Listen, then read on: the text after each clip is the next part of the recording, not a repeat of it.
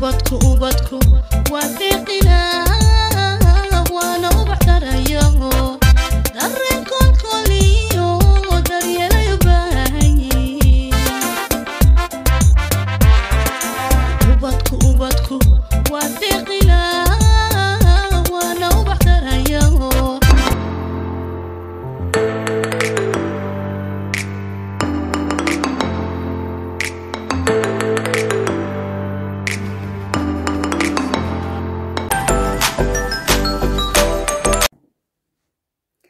السلام عليكم ورحمة الله وبركاته كلنتي وعن وناكسن لما انتين ميل كستو اجوكتان كسو دوادا مركلا ايه بربارسما channel وان دين كسو باهيو arrimaha barbaarinta iyo tarbiyada wanaagsan ee caruurta dhiirigelinta waalidiinta iyo waliba dhacdooyinka iyo wararka ku saabsan caruurta ee ka dhaca dunida daafaheeda gaar ahaan dalka Jarmalka barbaarsama channel haddii aanad hore uga mid ahayn oo muuqaalkan uu kuugu horeeyo subscribe saar waan kugu soo dhaweynayaa inaad ka mid noqoto bahda barbaarsama channel haddii aad hore uga mid ahaydna aad baad ugu mahadsan tahay subscribe-ka iyo inaad dooratay inaad kasoo mid noqoto bahda barbaarsama channel waxa kale oo aan idinka codsanayaa share-ta like-ta iyo waliba comment-ka waayo waa ii dhiirigelin aad baa ugu mahadsantihiin fiidiyoyadii u dambeeyay sida aad u share garaynaysaan sida comment-ka uga soo bixinaysaan iyo ma garanaysaa inkasta oo like-tu ay weli yara daciif tahay haddana aad baad ugu mahadsantihiin intaa inka badanna waynu gaari doonaa insha allah markan iyo muuqaalkan waxaan doonayaa inaan idinku soo gudbiyo ma leedahay dhinac xanuun oo dhanjafka waxa loo yaqaano waxa laga yaabaa inay lahjadaheenu kala duwan yihiin oo wax kale u garanaysaan laakiin madaxa oo qaybtaas waliba qaybta bidixdu had iyo jeer ku xanuunto aniga ayaa leh migraine baa lagu yiraahdaa afafkan kale migraine Kopfschmerzen ayaan doonayaa caawa inaan ka hadlo waxyaabo yaryar oo aan akhriyay markii aan baaray kadib inay u fiican yihiin oo aad kaga fiicnaanaysid ama ay kuu sakhirayaan inkastoo aanay kaa kaxaynahayn qaar ka mid ah waan tijaabiyay kuwa kalena waynu wada tijaabin doonaa aad qaar ka mid ah way anfaceen aad bay anfaceen waxaan arkay hooyooyin ka cabanaya madax xanuunkaas oo dhinacaas dhanjafka ah ilaa isha ilaa dhinacaas ah xilliyada cimiladu isbedelayso xilligan oo kala ah buu dadka ku kacaa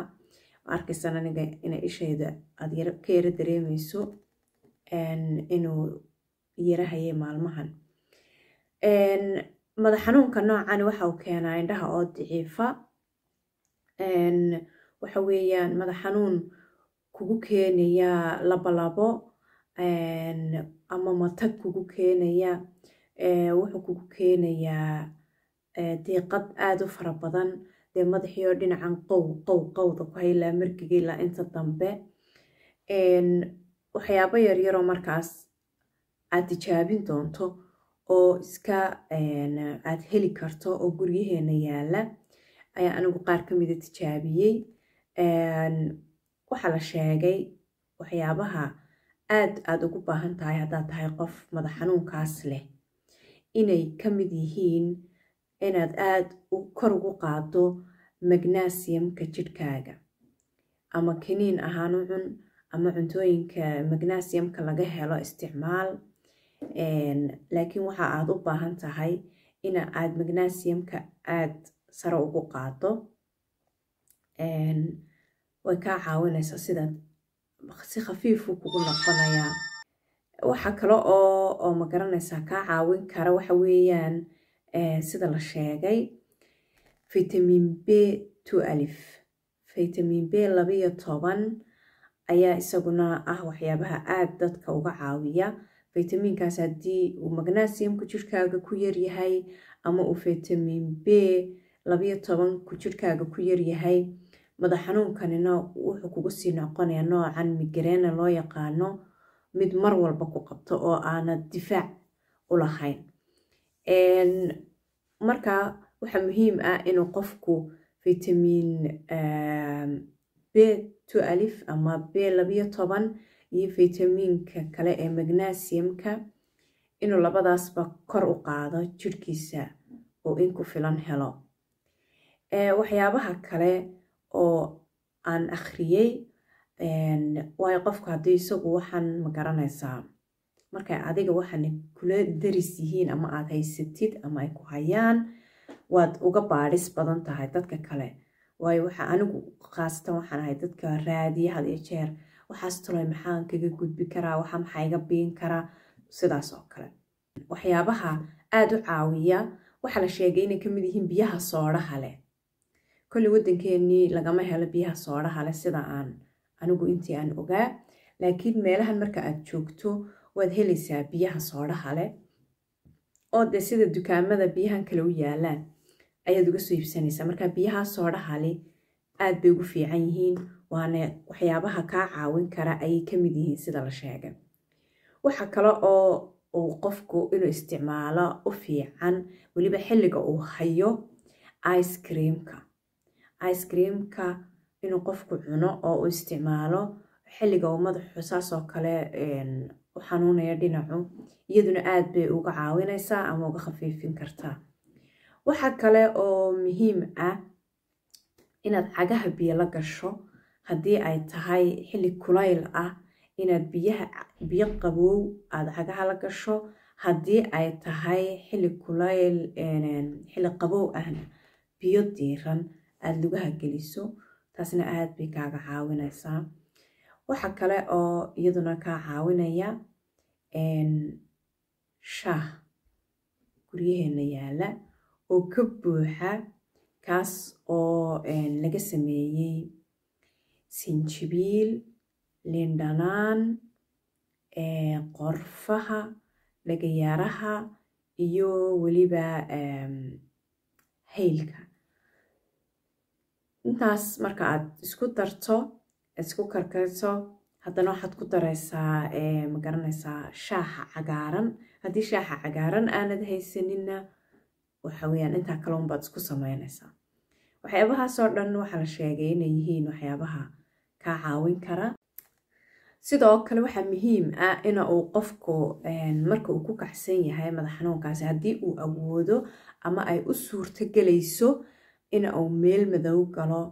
ama indhaha sidaas wax madow isaga saaro, dabadeetana uu ku yaro jiifsado. taasna waxay keenaysaa inuu madaxii dego. waxa kale oo jira duugitaano ama jimicsiyo oo qoorta dhinacan oo kale loo sameeyo, sida inaad kubad yar oo kale halkaa sidaa ugu qabato, halkaa dhegta dabadeeda meesha xanuunku aad kaaga hayo, kadibna gacantan baa lagu qabanayaa saasaa loo jeesanayaa, cabaar baasaa loo haynayaa,